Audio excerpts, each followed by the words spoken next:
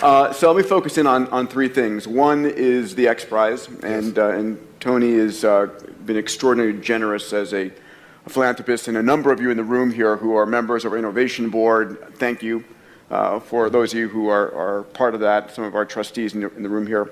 And the story there, again, I think you guys all know this, is my 9-year-old dream in myself was wanting to go into space and giving up on NASA being the way I was going to get to go there. And saying there's got to be some way, somewhere, somebody can build a spaceship that I can go on too. And organized a $10 million prize, and as my dear friend Dan Sullivan says, I didn't have the $10 million at the time, but had every faith that I would. It just took me 6 years to find it.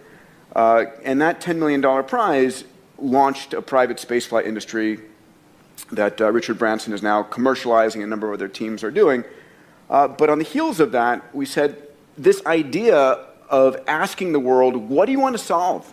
What is a problem that should be solved, that you think, it's a sin that it's not solved yet?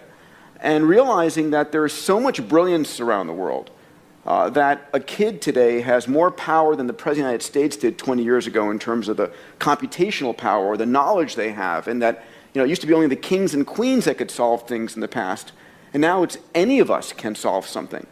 And what we do is we work with the top philanthropists and corporations, in some cases governments, and put up these large prizes, $1 million or a few $1 million actually.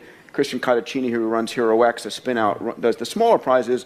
We're doing these $10 million, $20, $30 million prizes and saying, I don't care where you went to school, whatever you've done before, you solve this and you win. I'll just mention one that we did together. It was Tony Robbins, the DeVos family, and Elon Musk that funded a global learning X Prize. 250 million kids around the world, nearly 700 million women around the world can't read, write, or do arithmetic. And we put up a prize that said if you can build an app that can take a child where there's nothing, no schools, no adults, nothing, and take that child from illiteracy to basic reading, writing, and numeracy in 18 months, you win. 600 teams entered that competition. We're down to 200 delivering software. They'll be in Tanzania in about 14 months. And with that, and actually John Raymond's also one of our sponsors in that, that winning software will be open source to the world so that every device becomes a teacher. So that's X Prize, really excited about that. And we're really focused on mapping the ocean floors. Thank you.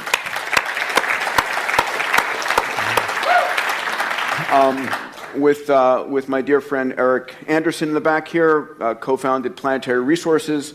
And the concept here is that we think of things as scarce on Earth.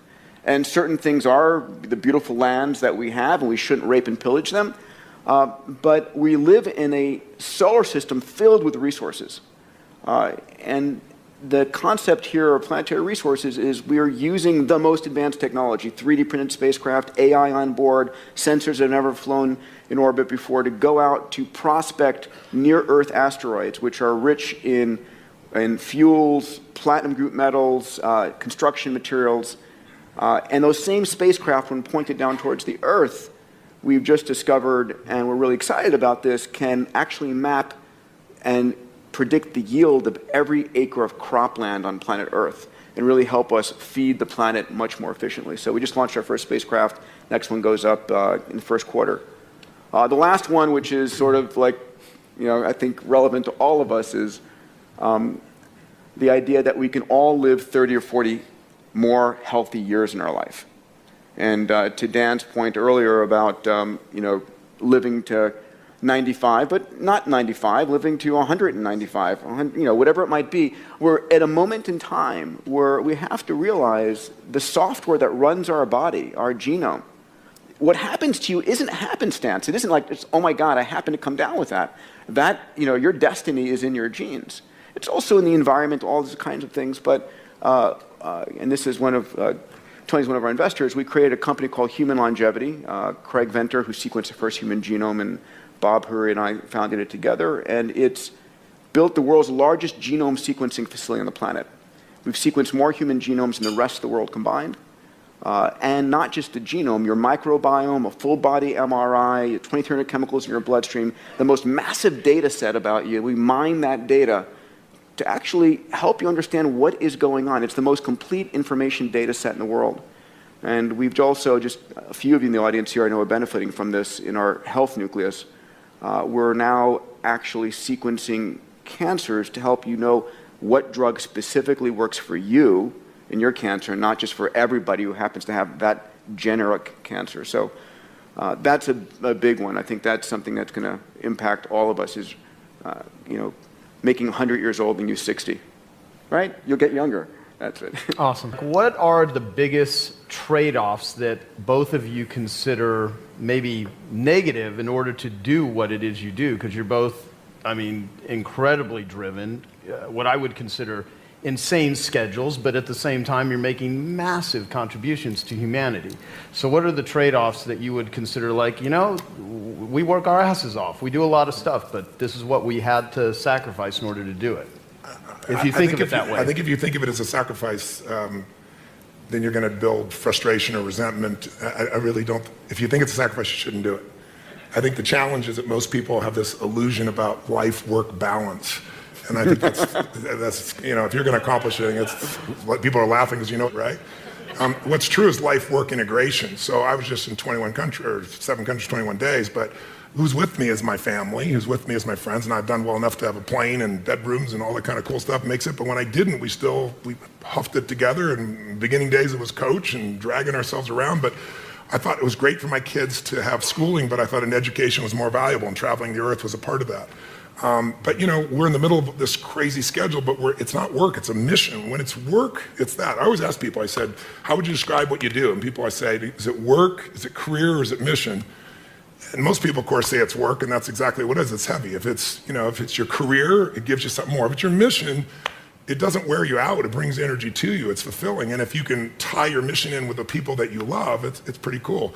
There's some people in this room that are my friends. I see Dean here in the front row here, and it's like we're all on this mission, and we find time to connect and be with each other and have a blast with each other, but we're sharing about things that matter. I'm not a person to go to a party and go in the corner and chit chat. It's like, you want to talk about something deep? Let's rock. You don't? let me go home and be with my family. Or, let me go do something fun, some of that nature. If you can combine your mission with your family, combine your mission with some of your friends, then you're going to accomplish 1,000,000 times more. But if you think it's a sacrifice, don't do it, because then all you're doing is you're going to have resentment later on or frustration later on, and then you really aren't contributing because you're trading off. You're not giving. No. Great. I think I'm a 9-year-old kid. Those of you who know me know I'm a 9-year-old child in my body, pinching myself every day that I get to do. It is extraordinary. I would not want to be doing anything else. There's hard work, and it's like I'm push myself more than anybody else, but I love it. I cannot imagine doing anything else. And that's the challenge, right? The question is, a lot of people are doing something to get to something else. And that's just wrong. I agree. And it's a matter of don't do because your parents told you, because you heard it on an infomercial, because whatever. Do what is your highest calling in life and love it. And so I don't work at all. I really don't work.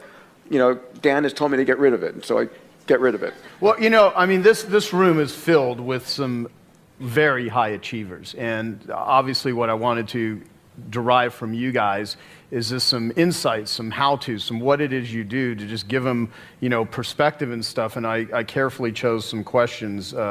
And this one is, you're both masters at achieving what most people consider impossible. And really, what you guys do, most people consider absolutely impossible. So when something is considered quote unquote impossible, how do you reframe it so it becomes possible in your mind? And how much of that is mindset? Well, I think impossible is not a fact, it's an opinion. When someone tells me it's impossible, I always just look at them. Anybody around me knows that they can't do that. So that's part of it. But if they didn't know me, it's your opinion. And they'll say, no, science shows. And I say, yeah, and how many times has science showed something's impossible? Now science shows it's possible. Things are impossible until somebody does it. And so I find that, most of your business people, you look at businesses and what does it take to make a business grow? It's not impossible to make a business grow. A business has been shrinking for a long time, or it's been stuck. The real problem is always, the chokehold is always the psychology and the skills of the leader. Always. And 80% of that is psychology and 20% is the mechanics. Like if you don't know how to read your financials and you're trying to fly the plane of your company, I mean, come on, if all you do is go down, you look at profit and loss and you see what it is and you have a beer, either way, you either celebrate or you get depressed, something, you're going to be in trouble, right? But if you have the skill sets, that's one thing. But you can get any skill set if you have the psychology. And any time a business is not growing, it is not because it's impossible. It's because they aren't innovating, and they're not innovating because they're believing it's impossible. I mean, if we all know what does it take to transform, and obviously I tell people it takes 3 things to create a breakthrough in anything, in your personal life, in your business, anywhere. You need a strategy. But that's not the first place you should look, and it's the first place all of us look. Me too. It's our inherent thing. You want to lose weight? Well, how do I do it? I want to grow my business? How do I do it? It's instinctive. We've been trained to think that way. But the problem is the how-to is usually not that complex. I mean, come on. 70% of America is 75% of America now is overweight. Is that because it's so complex how to be fit and strong, right? Only the 1% know the answers. They hide it from you. You have to work your ass off to not hear what it takes, right? And so I remember I went to a TED Med Center and I watched about 12 doctors, one after another, get up and do these stories about how we could just get patients to take their medications and trying to figure out the whole thing. And I was just looking and going, you're all talking about strategy and you've forgotten psychology. Because strategy is wonderful. I'm a strategist. I spent my whole life figuring out strategies. As we both know, a strategy could save you a decade, right? In business, strategy could save you, it could make the difference between success and failure. But most people have strategies available, or they could get them, or you could create them. But the problem is you got a story. And your story is why it isn't working. And the story is, I've tried what? Everything. If you tried everything, you'd be fit, right? If you tried everything, you'd be profitable. If you tried everything, you'd be there. But people say it, I'm big boned. That's what I used to say. I'm still big boned, but I'm 38 pounds lighter than I was 25 years ago, and I've never gained it back, right? When I was big boned, that was my story. All the good ones are gone. That's why I'm not in a relationship. Or they're gay and I'm not, or I'm gay and they are, or whatever the story is. There's always a story. And what I tell people is, if you can just divorce the story of your limitation and marry the truth of your unlimited capacity, then the whole game changes. But it's hard to do that because when you're in your story, you don't even realize it. So you need a third piece for breakthrough, and that's really what my life's about, which is changing people's states. Because in a different state, we're different people. Can mean people be nice? Yes or no? Yes or no? Of course they are, when they're in a nice state. Can nice people be mean? Sure, they get a mean state. So really learning to train yourself to be in an ideal state where the best of you comes out for yourself, for your family, for your mission, for your world, for your coworkers. To me, that's one of the most important decisions in life to make. If you ask me, out of all the people I've met, all the things I've seen, what creates a magnificent life? Everybody has goals and dreams that are different. Some people want, picket fence. Some want to make $1 billion. Some, want to have this huge breakthrough in technology. Some people want to write poetry. Whatever is right for people is what I want them for themselves. I don't want them to be like me or you or anybody else. I want them to have their dream. But to have it, you need 2 skills. You need, number 1, to have the science of achievement. It's a science. You have to know how to take your vision and make it real. And most of the people in this room have already figured that out. And this guy sure as hell has, and you have, and I have. So most of us know, and we can all refine our skills in that area. But we know how to take what we dream about, make it real. And if you don't, you can learn from somebody who does. The simplest thing is get crazily hungry for something. We all know when you get so hungry, so desirous, your brain starts coming up with answers. And then it's massive action, but effective execution, which is all modeling, which is, I assume, what this is about. Find the best example, compress the time. Let someone else take 20 years to figure it out. You do it in 2 weeks or 2 months or whatever the period is. We should all be standing on the shoulders of the people around us instead of reinventing the wheel. And then there's this thing called grace. If you work your ass off, you're totally focused, you're trying to serve something larger than yourself, and you really are executing what works, you need a little grace. You might want to call it luck if you prefer, God, the universe, but it's there. And we can all achieve. But I think the more important skill, if you ask me, is to have an extraordinary life is the art of fulfillment. And it's an art. It's not a science. Because there's a science to making money. I don't care who you are. If you do certain things, you're going to have too much financial stress. You do other things, you're going to have an abundance. There's a science. There's a science to your body. Everyone here is biochemically different genome, but there's certain fundamental patterns that if you and I follow them, you're going to have tons of energy and feel good. If you break them, you're going to pay the price and have low energy or disease. But fulfillment is an art. What's going to fulfill you is different than the other person next to you. You're not going to learn that from anybody else. And you got to find it, because success without fulfillment is the ultimate failure. And I get those phone calls all the time for the multi-billionaire entrepreneur or politician or business person or a person just won their Academy Award and they're depressed and they can't tell anybody because they got all their goals, but they're not fulfilled because they really don't have that sense of meaning in their life. They went for something and they got it. They achieved. And if you doubt this, what I'm saying is relevant to you or us or anyone, just think about a year, a month ago, we lost what I consider to be a national treasure, Robin Williams. How many of you loved Robin Williams? Look around the room, keep your hands up, look. And most of you didn't know him. Almost every, and where you go in the world, people love Robin Williams. By the way, was he great at achievement? Oh my God, that guy, he said he wanted to become a great comedian. He did that. I want to make the world laugh. He did. I want to make my own TV show. He did. I want to have the #1 TV show. He did it. I want to make movies. He did it. I want an Academy Award for not being funny. Not his skill set, drama, and he did it. I want a beautiful family, and he did it. And then he hung himself. Make everybody happy but yourself. Not a good plan. So if I had a gift to give you, it would be maybe make a different decision. And the decision is that no matter what happens in your life, you're going to live in a beautiful state. A beautiful state. And that could be happy, that could be grateful, that could be being generous. Those are all beautiful states, aren't they? It could be curious, it could be fun, it could be playful. You're not limited to one state, but it's different than suffering. And most people's suffering, and all suffering I've ever seen, I've traveled to 100 countries, I've dealt with presidents of countries and, presidents of businesses, CEOs, I've dealt with people in prison, I've dealt with, you name it, average people. Suffering always comes because you're obsessed about something related to you.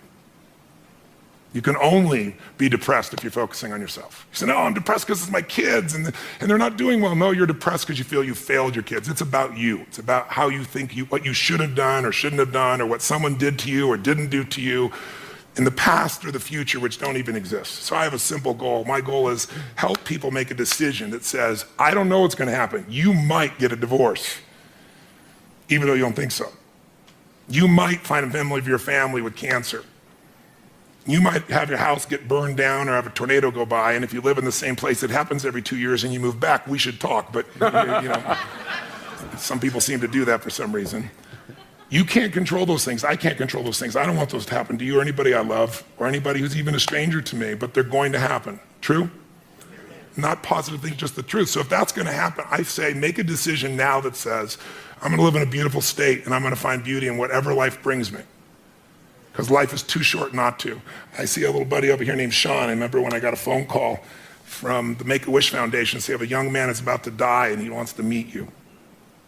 And he came to the seminar and then I took him out afterwards. And at the time, if he coughed too much, they said, you can't grab him.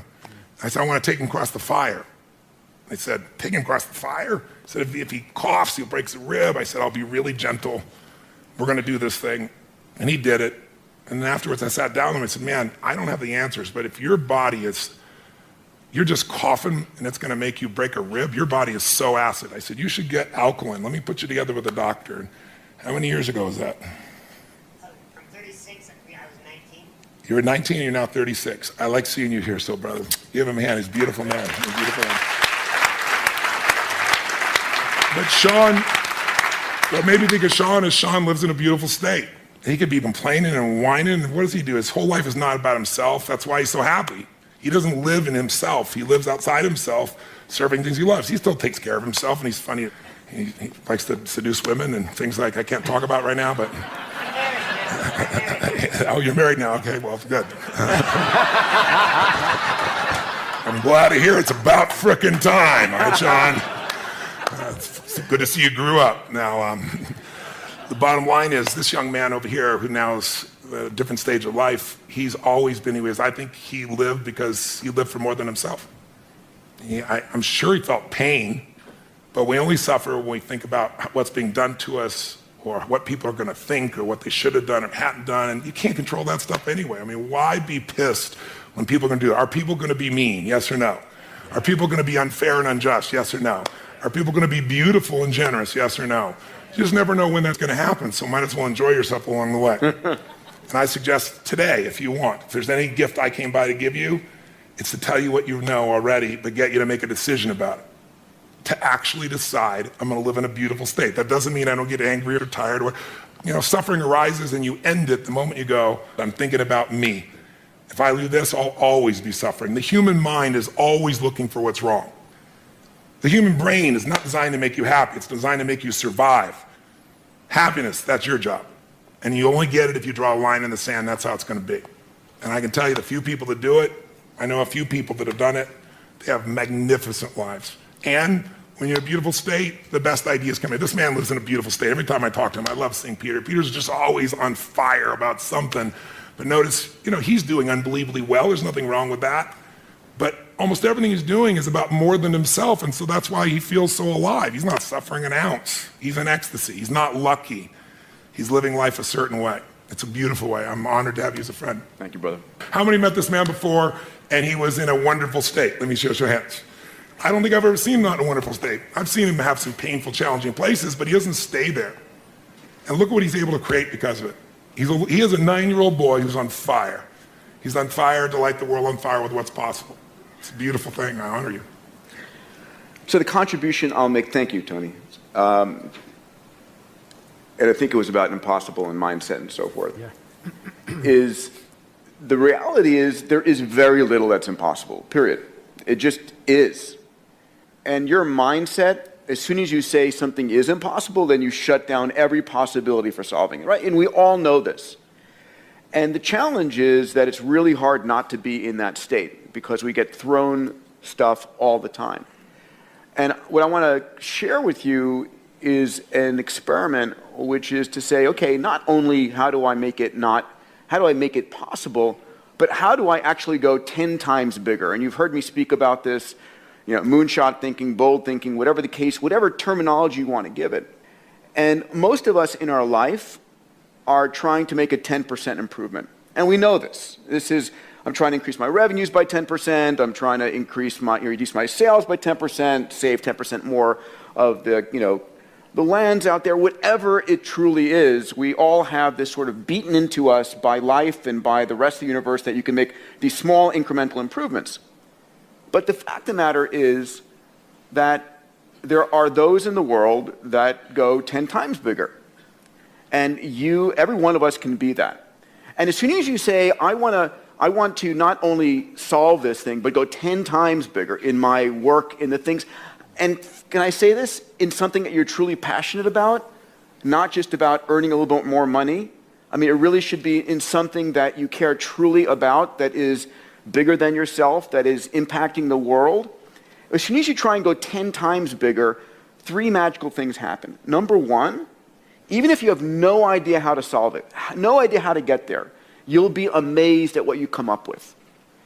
And what's interesting is our legacy, our past, anchors us to where we are today. And you have to let go of that. You truly have to let go of all the stuff in your past, what you thought you'd done, all of the infrastructure that you've built to let yourself go.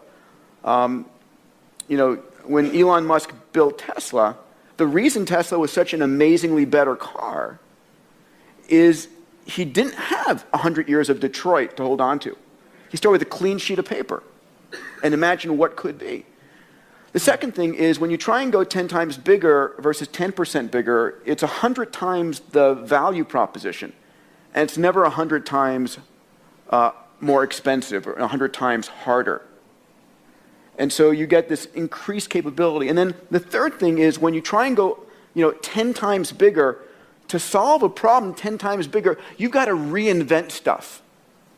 You have to actually go and figure out, okay, I have no idea how I'm going to solve that, but you're going to start to reinvent things. So when Eric and I were working on, asteroid mining, we had to reinvent. We had to have, so much computational power on board the spacecraft.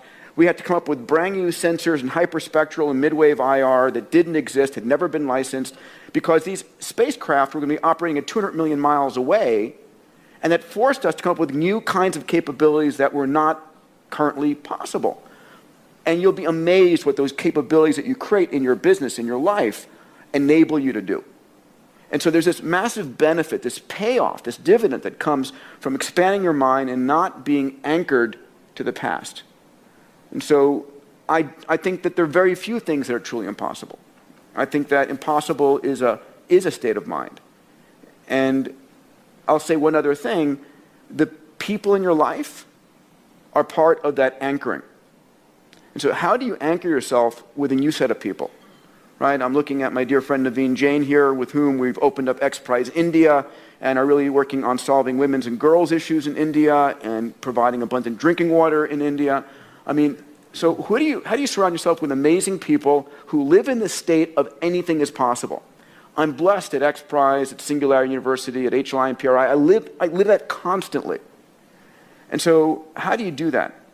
Where are you doing that? What is your nothing is impossible community? Here. It is truly here. And so that's really critically important, because once you get into that mindset, then you start freeing yourself from that you tell yourself and people tell you. Because we are living in a world where constant, amazing miracles happen. The other thing, because I'll put my commercial into this, stop watching the news. Stop watching the news. You could not pay me enough to have the Crisis News Network or the Constantly Negative News Network, whatever you call CNN, pollute my mind. Really, I have social networks, I have Google filters and so forth.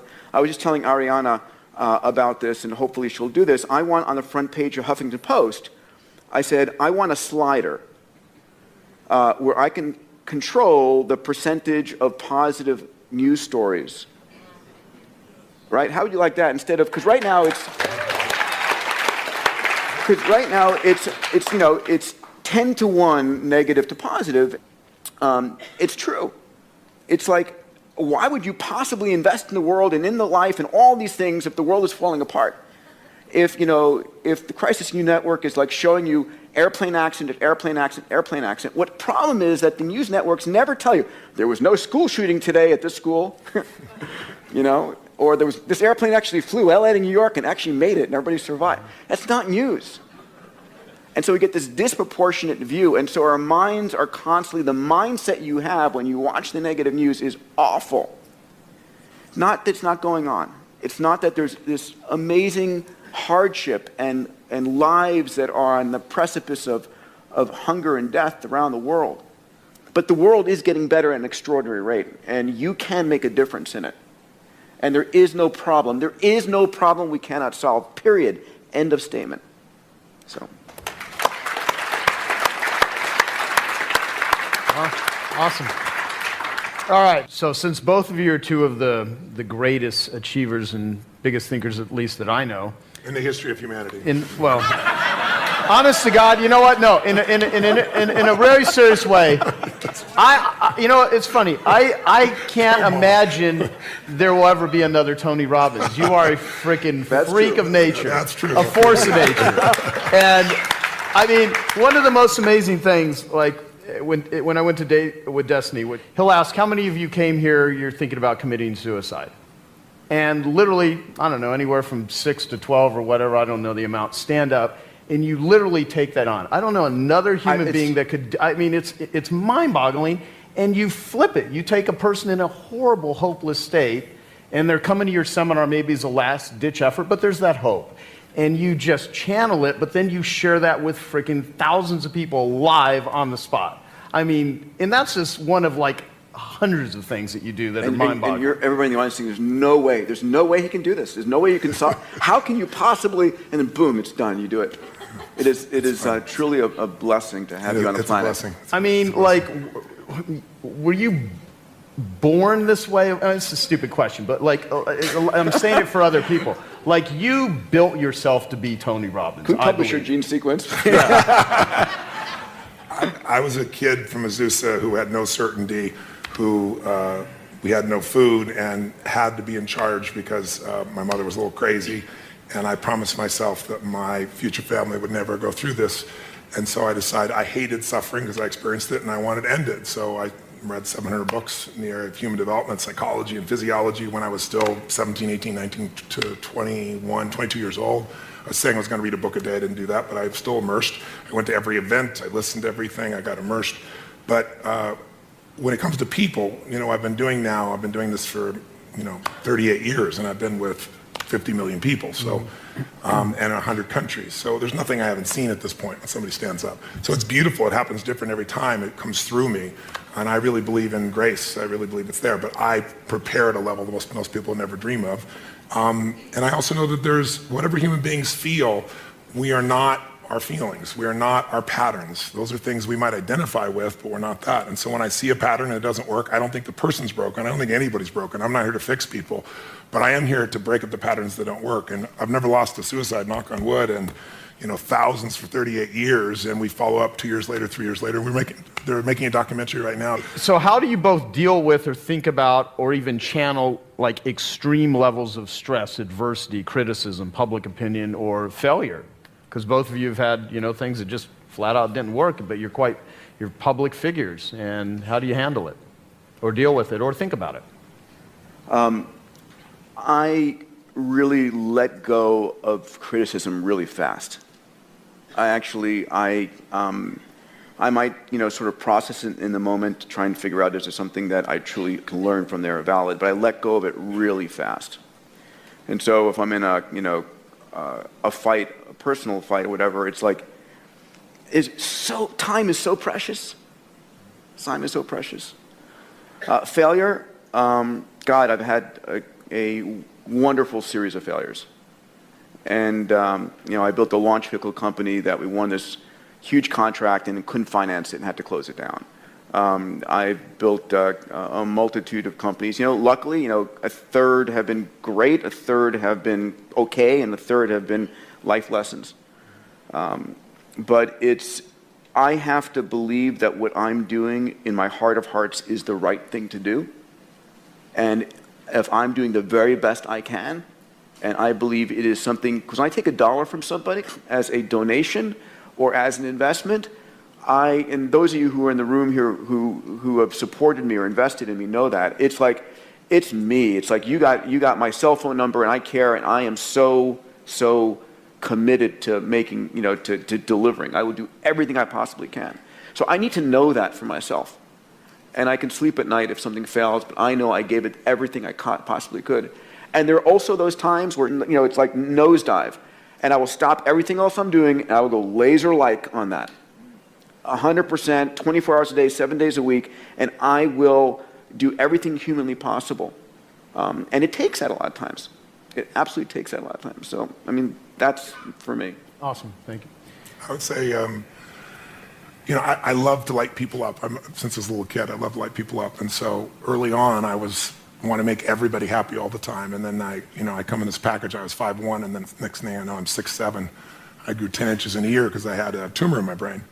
And I didn't even know it. And I grew, so I'm big, and I'm quiet and unassuming. I have a hard time expressing my true feelings, so it makes it difficult for people to understand what I'm really like.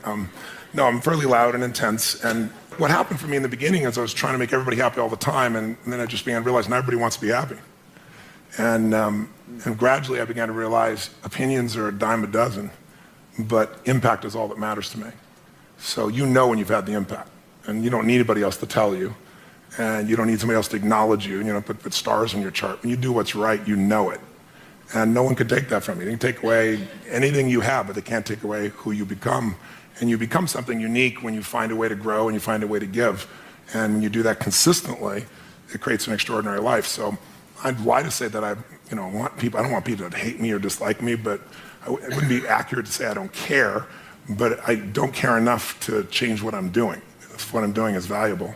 And I think that as far as failure is concerned, oh my God, there's so many failures, but I just don't hold it that way. And it's not a technique or being positive, it's just being intelligent. Failure is education if you use it. If you learn something, it's not a failure. If you don't learn anything, then it's failure. But if you learn something, how many of you in this room have had something happen in your life that was horrific? You hated it. You'd never want to go through it again. You never want somebody you care about to go through it. But looking back on it 5, 10 years later, you say, I'm so glad I went through that because it made me so much stronger or so much smarter or maybe care so much more. Who can relate? I'm curious, right? So if that's true, then why not adopt the philosophy that life is not happening to me, it's happening for me. And that everything's happening for me, even what I thought was failure. And now my job is to figure out where's the benefit and use it for greater good. So I could probably list unlimited failures, but I would be insincere because I don't really look at it as a failure, and that's not because I'm positive, it's just because I work my ass off to figure out what can I learn from that, how can I use that, and I'd like to make people happy, but I've also learned in business, like, I fire customers. I don't need them. It's a privilege to do business with us because we will more than deliver times 10. And so I teach my team, and it's so rare we have to do it anymore, but you fire a customer and you say, listen, we're not going to be able to meet your needs clearly because are there people out there that no matter what you do, they're going to be unhappy, yes or no? But why are you doing business with them and taking the life energy of your organization from it? I get rid of them so fast, and then they always want back in, and I never let them back. Never. And then when they become a public hanging and other people go, well, this is how you play here. Because in the world of the internet, we've lost any form of kindness. People say things that are the most harsh, horrific thing, and the stuff people write. And all it is people who feel insignificant, who would never have the guts to say something to your face, but we've created an environment where it's tolerated. And so I think reversing that is really important. You have to define your environment, your business, your world, your family, because we all get what we tolerate. I won't tolerate it.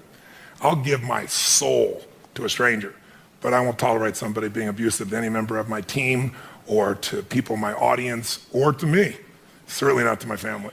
And you get what you tolerate. You got to decide. And you also get what you tolerate in yourself. And I think if you can look at what you're tolerating in yourself and say, I'm not going to tolerate that anymore in myself, then it's easier to lead other people. If you're just telling other people you won't tolerate, they'll look at you and go, yeah, you don't tolerate, but look how you are. And you don't have to be perfect, but people see how, you don't have to know who I am. You don't have to watch my lips move. You can see how my feet have moved for 38 years. That's Tony Robbins, right? That's probably the best signature you can give. That's the brand that you put out there. It's the way you live. The thing you said, the line, which I love, life is not happening to me, it's happening for me. Is that like, is part of that a trick you play on yourself, or do you truly believe everything you are able to take that as ingredients of this is all happening for me, this most horrible, most horrendous thing, from diseases to suffering? That's an important line, and I like to... It's not just a line. There's a woman that I just saw that I'd met 15 years ago, and she just showed up at my seminar, and she was suicidal because one of her daughters had gotten sick, and she brought her to the hospital, and the doctor said she brought her home and the child died. And she was going to kill herself, and she had 3 other kids. So I really, truly had to work with her, and I remember working with her back then. I looked it up because we have all stuff I've ever done on film. And I asked her, I said, what are your spiritual beliefs? And she said, I believe everything happens for a reason, and all that stuff. I said, so you're going to abandon what you believe spiritually because life didn't turn out the way you want right now? She said, no. I said, if it's the truth, it'll be the truth when it's painful, it'll be the truth when it's pleasurable. So I would lie to you to say, I jump up and go, this is happening for me right now. I don't do that.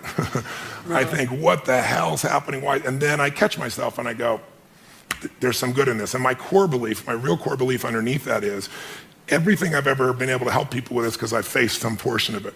If I have to face a divorce, I decided I needed to go through a divorce, and I didn't want to. No one takes you to pick your partner after 14 years. It was the most horrific thing in the world, but I thought, if I can figure out how to do this elegantly, intelligently, lovingly, no matter what the other party's like, then I can help anybody else.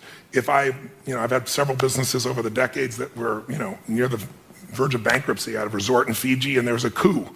It's kind of inconvenient, and I'm losing $1 million a month, and it's like, and I didn't have $1 million a month to be losing at that time, just I wanted to create this great place for people.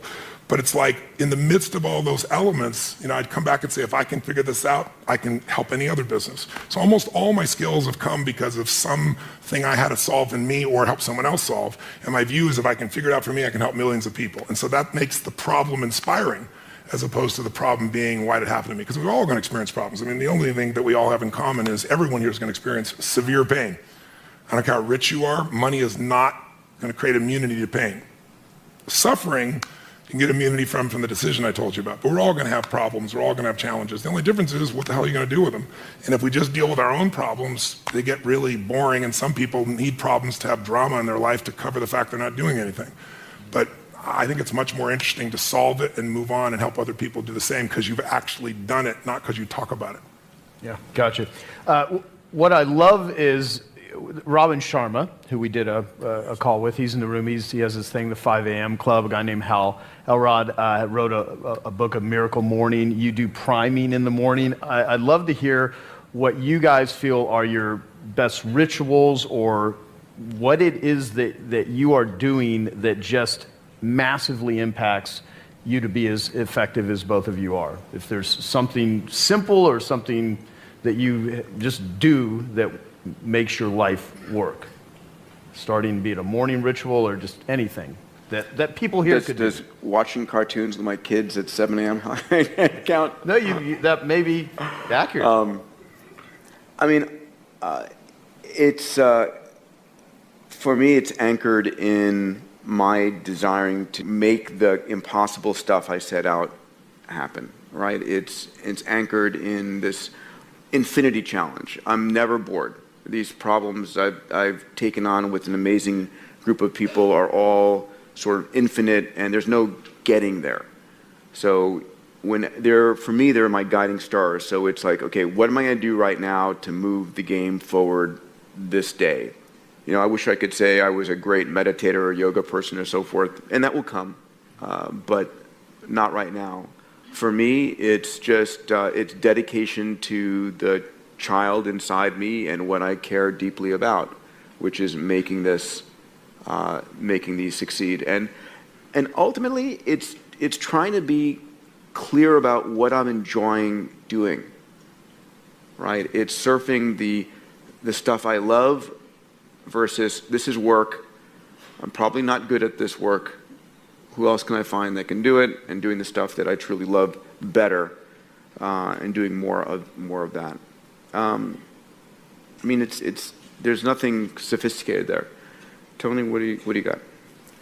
Well, I think anyone who succeeds has something that they aspire to. There's a mission, there's a direction, there's a desire, and they bring it up regularly. And you do that, even though you say you don't do it in a sophisticated way. Attacking the human genome and figuring out how to get meteors to feed you what you need is a fairly large vision, somewhat sophisticated. Mine's really simple.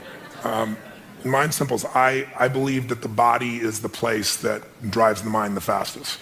You can go inside your head all day long trying to resolve things and make excuses or freak out, but I learned early on in my life that in order to make myself do things, I had to trigger this body to feel strength and to know that when I say something, I mean it.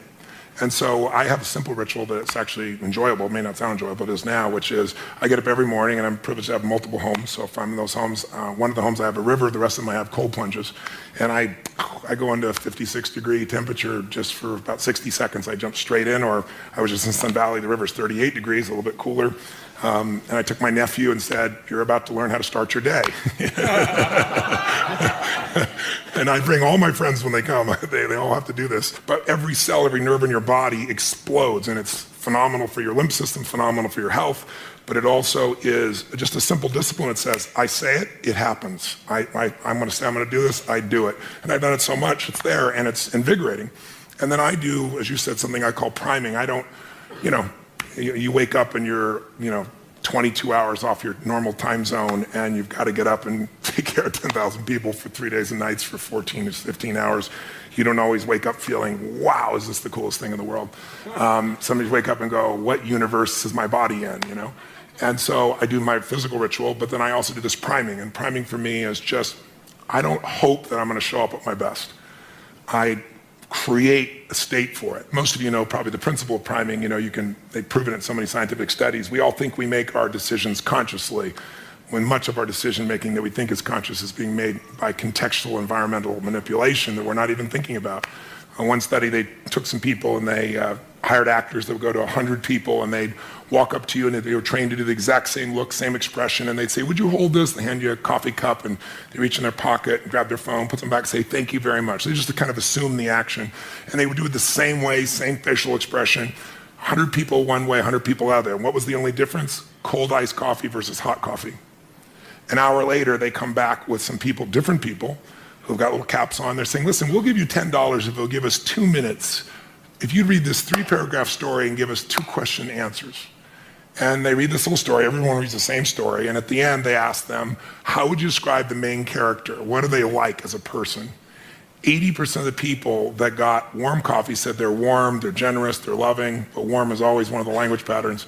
80% like clockwork, people got the iced coffee, same story, say that they're very cold, that they use language like being obsessed or being about themselves, selfish, things of this nature.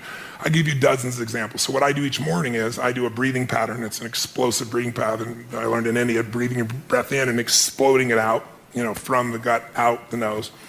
And I do that 3 sets of 10, pause, 3 sets of 10, pause, 3 sets of 10. So it alters my state. And I just do 3 things for 10 minutes because I have this deal with myself. If you don't have 10 minutes for yourself, you don't have a life. Who's with me on this? So I said, you know what? I don't need to have 20-minute, 30-minute, 40-minute meditations. I want 10 minutes, and I don't know if I need to meditate. I don't know if I'm going to meditate. To not think, I don't know too many people can do that. And I don't even know that I want to not frickin' think, So I thought what I want to do is I want to focus on the emotions that will cause me to be the better me. And the 2 emotions that most people are messed up by are anger and fear. And when you're grateful, you can't be angry. Try to be grateful and angry simultaneously. It'll never work. And you can't be fearful when you're grateful. So when I look at people, almost always they're reacting out of fear or they're reacting out of anger. It's some version of those 2. So gratitude to me is the antidote. So I spend 3 minutes, just 3 minutes, and I think of 3 things I'm grateful for, 3 people, 3 situations, but I step into it. I don't remember the roller coaster over there riding it. I put myself in the front seat going over the edge so I feel the moment. And I make sure one of the 3 things I'm grateful for is something really simple, like the wind on my face, or something beautiful like my child's smile. And the reason I do that is because I remember, interviewing some of the astronauts, Buzz Aldrin and these guys, and most of you probably know, you can imagine, to be an astronaut, this man knows, to aspire to do that, and then to go through the thousands of people and be picked, and then to actually go to the moon and stand on the moon and look back and see that picture we've all seen, that blue-green Earth. You imagine, and then you come home and what happens? There's a ticker tape parade and you shake the president's hand. And now what the hell do you do? You're 32. What the hell do you do for the rest of your life? And you know what? If you know the story of many of these astronauts, most of them had some major emotional challenges, right? Some abused alcohol, some drugs. And they had a real rough time because they forgot to find adventure in a smile. They thought the only way to do is go to the moon. So I trained myself to make sure not just the big, beautiful things that are part of my life, but the little things. And so I feel that for 3 minutes. Then I do 3 minutes of a blessing, corny as it may sound. I imagine life, God, energy coming into my body, healing every muscle, every nerve in my body, strengthening everything as you strengthening the best of me, my passion, my love, my generosity, my creativity, my humor, my love. And then I see any problem that needs to be solved just being solved, because otherwise I tend to think I got to do it all.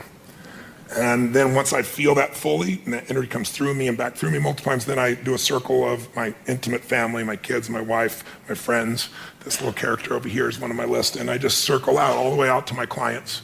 And I send that same energy to them. And I imagine, as corny as it sounds, they're being healed. They're getting what they need energy-wise. They're having the life that they deserve and seeing it multiplied. So I do that for 3 minutes. And the last 3 minutes are my 3 to thrive. I think of 3 specific outcomes that matter to me. And I don't think about achieving them. I see, feel, and experience them as done, and I see the impact that it has. I see people's lives touched. I see the joy. I feel it as done, and I feel grateful. And it's 10 minutes, but honestly, it usually goes 15 or 20 because I'm having a damn good time. But by having a 10-minute walk, there's no excuse not to do it. And I do it every day, and I don't hope I'm going to feel good. And then what happens is, you're primed. You see things through a different set of filters. You make decisions through different filters. And also think of it, most people are wired for stress. They're wired for frustration. They're wired for feeling lonely. And they got a highway to pissed off and they've got dirt roads to happiness. So I decided I'm going to wire myself for happiness. I wasn't born that way. My view is I had to change the whole earth to be happy. Today, that's different for me. Now I can just wake up and be happy because I've wired myself in a different way, neurologically. And then I show other people how to do this as well. You guys are awesome. I really, really appreciate you both coming to this and taking it. Thank you so much.